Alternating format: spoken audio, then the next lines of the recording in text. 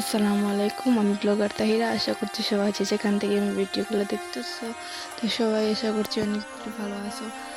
তো আমি ফাইনালি কয়েকদিন পর আমি গিয়ে ভিডিও নিয়ে আপনাদের সাথে হাজির। তো যেহেতু আমি ভিডিও দিতে পারছিলাম না, কারণ আমি একটা অসুস্থতার মধ্যে দিয়েছিলাম।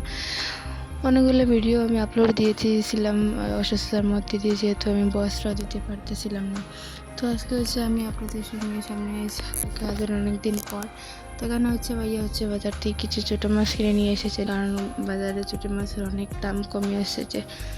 তো তাই কিছু ছোটো মাছ কিনে নিয়ে এসেছেন। তো ছোটো মাছগুলো আমার কাছে তেমন একটা পছন্দের না, তো আমি এটা অনেক বেশি খেতেও পারি না, কারণ মাঝে মধ্যে দেখা যায় দু একবার খেতে খাই, নাহলে আর খাই না। তো আম্মু এগুলো কেটে তারপর পরিষ্কার করে ধুয়ে এখানে একটা বাজি করতেছেন।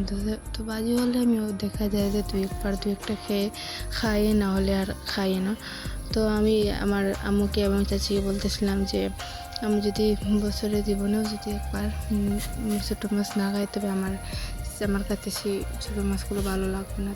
তারা আমাকে নিয়ে হাসাহাসি করতেছিল যে আমি নাকি ছোটো মাছ খেতে অনেক বেশি পছন্দ করি না। তো তারা গিয়ে ছোটো মাছগুলো অনেক ভালোবাসে ছোটো মাছ খেতে, এবং অনেক বেশি ভালো পায়।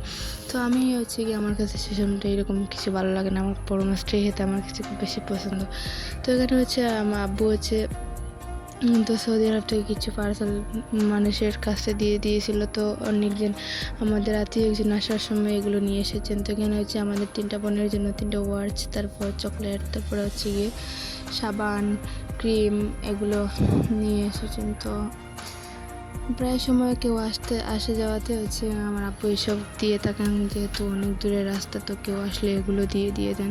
তো আমাদের জন্য। তো সবাই ভালো থাকবেন, সুস্থ থাকবেন, আল্লাহ হাফেজ।